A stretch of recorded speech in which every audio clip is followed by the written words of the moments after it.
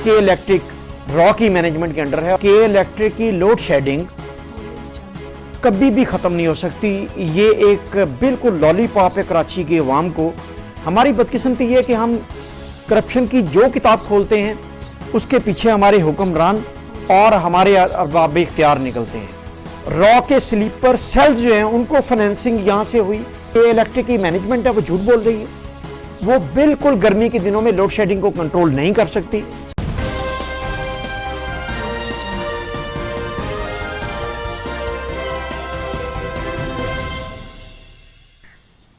अस्सलाम वालेकुम। हमारे यहाँ आजकल बड़ा एक के इलेक्ट्रिक के बारे में शोर मचा हुआ है और कराची की अवाम जो है वो सीख पा है और वो के इलेक्ट्रिक की मैनेजमेंट कहती है कि हम एक आधे दिन में ये मामला ठीक कर लेंगे। तो मैं आपको ये बताना चाह रहा हूँ कि के इलेक्ट्रिक की लोड शेडिंग कभी भी ख़त्म नहीं हो सकती। ये एक बिल्कुल लॉलीपॉप है कराची के अवाम को। वो बिल्कुल लोड शेडिंग ख़त्म नहीं हो सकते। इसके पीछे एक पूरी हिस्ट्री है। हमारी बदकिस्मती ये है कि हम करप्शन की जो किताब खोलते हैं उसके पीछे हमारे हुक्मरान और हमारे अरबाब इख्तियार निकलते हैं और सरे फरिस्त उनके नाम निकलते हैं। मैं थोड़ा सा हिस्ट्री में जाके फिर आपको बताना चाह रहा हूँ कि के इलेक्ट्रिक की लोड शेडिंग किस तरह ख़त्म नहीं हो सकती।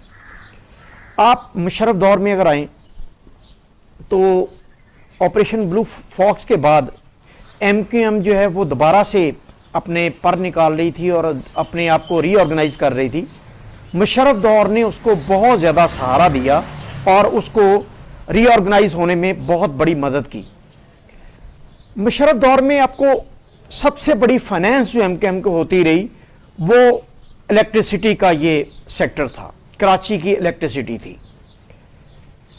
कुंडा जो डलता था, लाइक दो कंपनियां चल रही थी कराची में।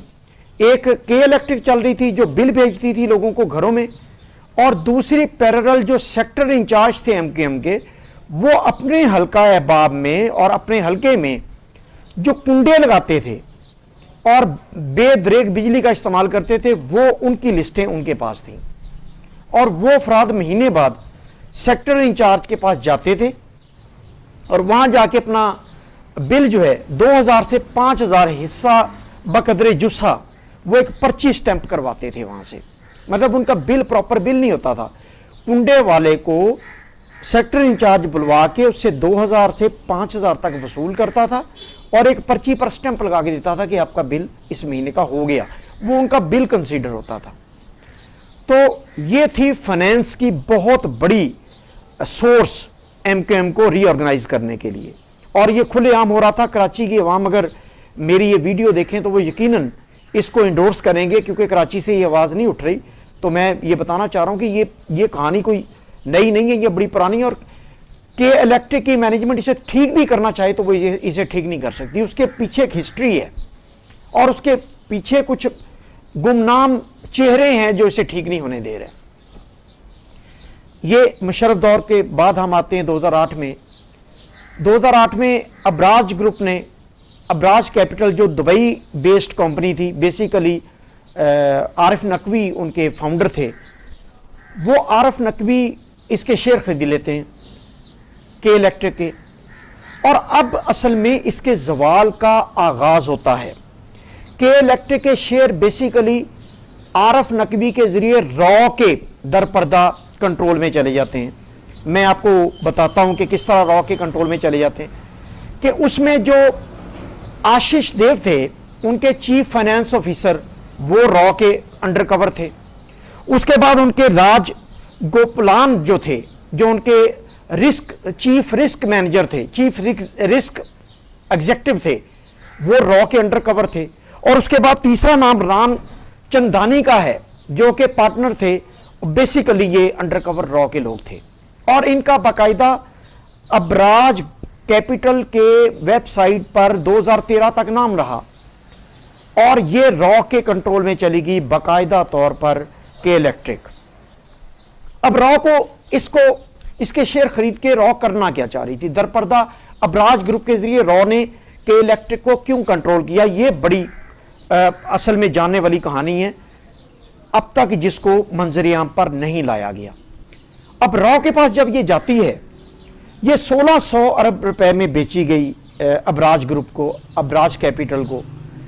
अब जरदारी साहब ने आते ही क्या किया, जरदारी साहब ने आते ही 1300 अरब रुपया रिफंड करवा दिया अबराज ग्रुप को, और उसके इवज जरदारी साहब ने और फलियाल तारपुर ने ही फायदा नहीं उठाया, बल्कि जो रॉ के स्लीपर सेल्स थे उनको फाइनेंस, और जो एमकेएम के किलर ब्रिगेड और जो एमकेएम की इंतजामी ढांचा था वो इसकी फाइनेंस से एक मरतबा फिर चलने लग गया। मैं आपको बताता हूं ये फाइनेंस किस तरह हुई। ये फाइनेंस इस तरह हुई कि इस अबराज ग्रुप के आने के बाद सबसे बड़ा जो काम किया गया, सर्वे किया गया, 1200 किलोमीटर का जो कॉपर वायर था जो कराची में तूलो अर्ज में फैला हुआ था, उसको इन्होंने सिल्वर और एल्यूमिनियम वायर में कन्वर्ट किया। यानी 750 अरब रुपए का सिर्फ कॉपर वायर उतारने का, उसे स्क्रैप में बेचने का फायदा हुआ।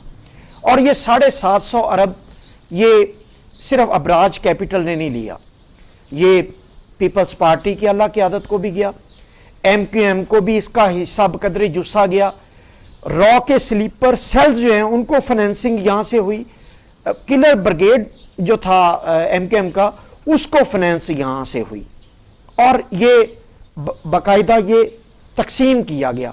रॉ को इसका ये फायदा था कि उसे दुबई में या इंडिया से या किसी और मुल्क से पेमेंट देने की जरूरत नहीं थी।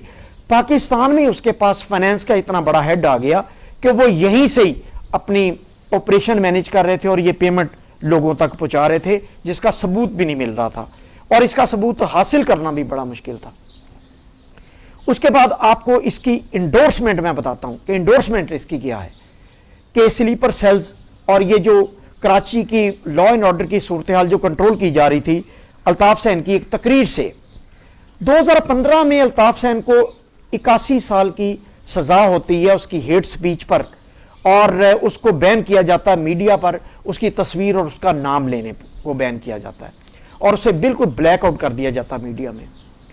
जब वो ब्लैकआउट होता है तो कराची उसके हाथों से स्लिप हो जाता है, निकल जाता है, और उसकी कोई तकरीर पर उसके बाद कराची ना तो बिल्कुल ब्लैकआउट होता है, ना ही कराची स्ट्राइक पर जाता है, ना ही कोई गली कूचा बंद होता है, ना ही कोई बाजार बंद होता है। तो बेसिकली प्रैक्टिकली कराची से जो एक एजेंडा था कि कराची को ब्लॉक करके इस पर स्ट्राइक्स हड़तालें करवा के इसकी इकॉनमी को तबाह किया जाए, पाकिस्तान की बेसिकली इकॉनमी को तबाह किया जाए, तो वो 2015 के बाद एजेंडा मांद पड़ने लग गया। अब जब वो एजेंडा मांद पड़ा तो अबराज कैपिटल ने क्या किया, अबराज कैपिटल ने 2016 में इसे बेचना चाहा, और इसे बेचने के लिए, इसके शेयर्स बेचने के लिए नवाज शरीफ, शहबाज शरीफ से रब्ता किया गया। शहबाज शरीफ ने वादा किया कि वो चाइनीज कंपनी को इसके शेयर उनके मन मर्जी के रेट पर दिलवाएंगे, जिस पर नवाज शरीफ को $20 मिलियन की ऑफर हुई किकबैक्स की। वो जिस फंड में भी उन्होंने लेना था वो उन्हें ऑफर की गई, और ये डील फाइनल हुई कि चाइनीज कंपनी को शहबाज शरीफ के तवस्सुत से इसके शेयर्स बेचे जाएंगे, और नवाज शरीफ गवर्नमेंट उसे एंडोर्स करेगी, मतलब अप्रूवल देगी उसकी, इसको बेचने की। तो ये $20 मिलियन मोहतरम नवाज शरीफ के खाते में चले गए, जबकि ये उसके बाद लिटिगेशन में चले गए। अब 750 अरब रुपए की जो कॉपर वायर फरोख्त हुई, उसकी इन्वेस्टिगेशन, उसकी तहकीकात का आज तक मंतकी अंजाम तक वो नहीं पहुंच सकी, कोई नतीजा नहीं निकला। और उसके बाद अब ये जो इस वक्त सूरत हाल है जो कराची की, मैं कह रहा हूं कि लोड शेडिंग खत्म नहीं होगी। कॉपर वायर जो वो दुनिया भर की साइंस बताती है कि वो इलेक्ट्रिक को बेहतरीन कंडक्टर है और उसको बेहतरीन तरीके से इलेक्ट्रिसिटी को बियर करता है, और लाइन लॉसेस भी कम है, और कॉपर वायर की वजह से उसकी जो इलेक्ट्रिसिटी की तरसील है वो कंटिन्यूस दी जा सकती है। अब सिल्वर और एल्यूमिनियम वायर वो कंटिन्यूस गर्मी के मौसम में, खास तौर पर आजकल गर्मी है इसलिए लोड शेडिंग हो रही, तो गर्मी के मौसम में वो उसकी कैपेसिटी नहीं है कि वो लगातार बिजली की तरसील कर सके, इसीलिए ये बार बार ट्रिपिंग हो रही है, बार बार लोड शेडिंग करनी पड़ रही है कि वो तार जो है वो पिघल जाती है और उसमें से उसकी कैपेसिटी नहीं है कि उसी इलेक्ट्रिसिटी को स्मूथ उसकी तरसील कर सके। तो इसलिए जो के इलेक्ट्रिक की मैनेजमेंट है वो झूठ बोल रही है, वो बिल्कुल गर्मी के दिनों में लोड शेडिंग को कंट्रोल नहीं कर सकती, और ये लोड शेडिंग होती रहेगी, कराची वालों के साथ जुल्म होता रहेगा, और ये के इलेक्ट्रिक जब तक रॉ के हाथों में वो अपने मकसद हल करते रहेंगे। अब वो अपना मकसद क्या हल कर रहे हैं, अब ये जो लोड शेडिंग करके वो अपना मकसद हल कर रहे हैं, वो ये चाह रहे हैं कि अवाम जो है वो सरापा एहतजाज हो, इमरान खान की हुकूमत के खिलाफ, सिंध हुकूमत के खिलाफ वो निकलें सड़कों पर और फिर दोबारा लॉ एंड ऑर्डर की सूरत हाल खराब हो। ये असल मकसद अब रॉ हासिल कर रही है और वो इससे निकलना भी चाह रही है। अब के इलेक्ट्रिक से वो निकलना चाह रही है, उनका मकासद हल हो चुके हैं और बलोचिस्तान तक फाइनेंसिंग यहाँ से होती रही कि इलेक्ट्रिक के मुनाफे से और तारों की कॉपर वायर की फरोख्त से। तो ये बेसिकली प्रैक्टिकली के इलेक्ट्रिक रॉ की मैनेजमेंट के अंडर है और ये लोड शेडिंग कभी भी ख़त्म नहीं हुई। मैं ये दावा करता हूँ, आप भी यही हैं और मैं भी यही हूँ, जब तक ये रॉ के कस्टडी से नहीं निकलेगी और इसके उन अफराद को गिरफ्तार नहीं किया जाएगा जो रॉ के अंडर कवर हैं, तो ये के इलेक्ट्रिक अवाम को कोई रिलीफ नहीं दे सकती। बहुत शुक्रिया।